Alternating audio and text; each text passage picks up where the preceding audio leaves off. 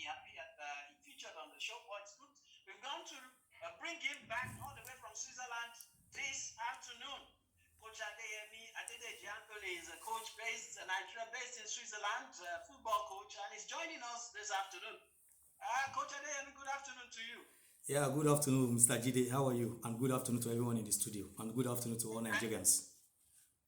Yeah, Coach, good afternoon to you. Happy New Year to you. Same to you. Hope you're good. All right. Yeah, I'm good. Good to hear your voice once again. We are looking at the big one tonight in Rabat, the Super Eagles against the Atlas Lions of Morocco.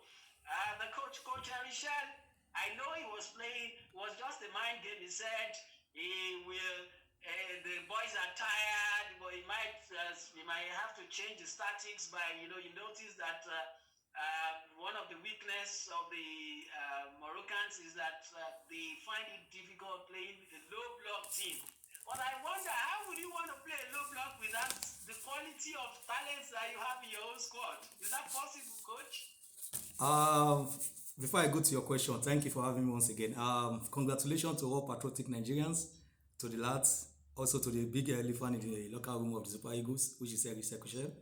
I think I've been vindicated and also justified for my choice of coach. From the onset, I stood by him, and now he has put a smile into all the eyes of 20 million, 250 million Nigerians.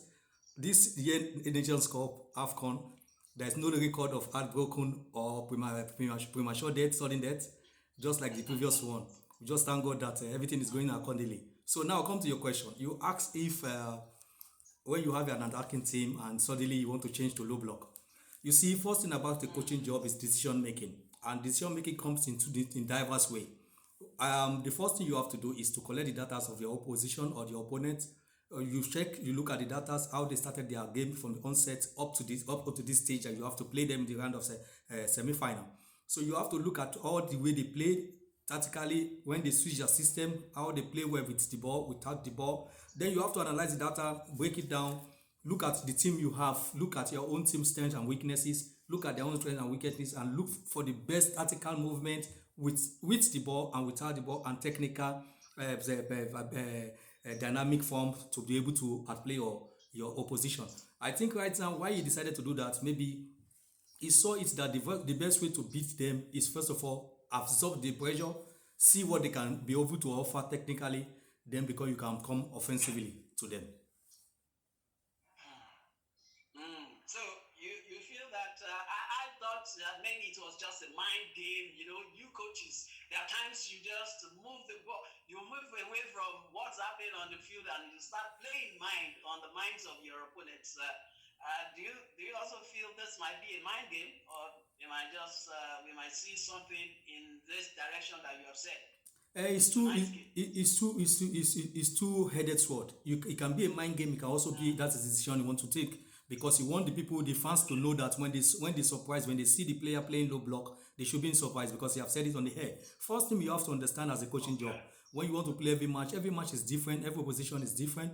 You have to find your team balance, your approach to the game. How do you want to play? How do you think you can be able to outplay them? Then you have to also look at how you can be able to move tactically and technically, and also find a way that mentally that your players can be also be able to deal with the pressure of the opposition with the ball, without the ball. So that's why I cannot say it's mind game, and I cannot also not say it's not a mind game. But at the same time, he has watched the opposition. To be honest with you, Nigeria is going to play the best, one of the best team in this tournament, because technically and tactically, Morocco is one of the best team in this in the current AFCON. As you see, they receive less goals. Defensively, they are good. So attack wise, they are also good. So you have to be careful when you want to play opposition like Morocco. All right. Let's look at the captain of the side. Wilfred Ndidi won't be starting or won't play today because of accumulated yellow cards. We know that there are people on the bench, but if you are thinking of how to set up this team today, now that Ndidi is ruled out of that of playing today, who would you call on to fill in or to start? How The most difficult, like I said before, is decision making. Look at what is happening right now. The team of the Nigerian Super Eagles team has a good balance with Indidi. The coach have already found his first 11. He has been playing with them for the for the last 4 matches, and he has been getting results with them. They have been dominant. They have always controlled the game. They possess the game. They score free goals. You see free movement. Iwobi has more time to be able to play the way you want to play. Now one of the best player that is doing the dirty job, which is Ndidi, the captain, is not there now. It's now left for the coach now to go into the bench, look at the other players in the bench, look at who can have like to like similarity with Ndidi, so that you can keep that same momentum, the same tactic you have been playing that the guys are used to. Because suddenly when you come with the new tactics that the guys have not used, they are not been used to, sometimes it affects the reading of the game. Because that's why I always advise coaches, if you want a good coach in every tournament or in league season, try to have a plan A, plan B, plan C, even if possible plan D. Also, this plan you have, also always use it in every match you play. Maybe the last 5 minutes, maybe the first 10 15 minutes of the game, or the other next match you are going to play, so that the guys can be able to adopt to that system, that when you introduce that system along the game, during the game, this will not be strange to the players. So for me, to be honest with you, that in the vacant is going to affect the Super Eagles,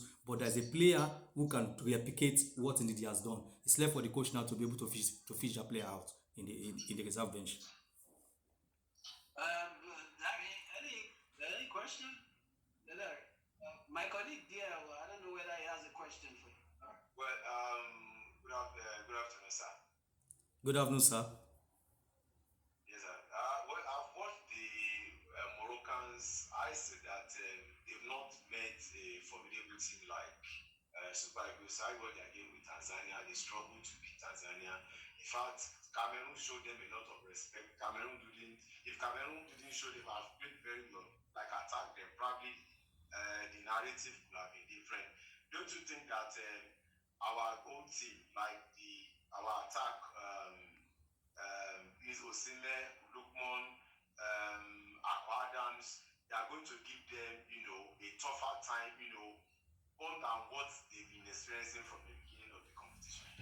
Like I said, thank you for this question. Is a very vital question. It's good for the listener to be able to take one or two tip out of it. See, let me break down the Cameroonians team for you. If you go to watch the match against South Africa, the Cameroon dominated the game, ball possession, technically, tactically. The Cameroon were the best. That's why they can be able to play free flow football and score the goals in the right time that they scored those goals.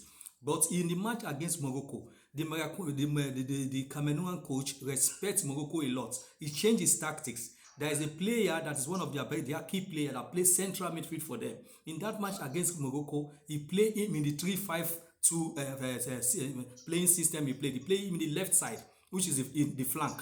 And the boy normally play in the central midfield. Now it affects the rhythm of the Camerooners. They could not be able to possess the ball. And the Morocco, they are very clever.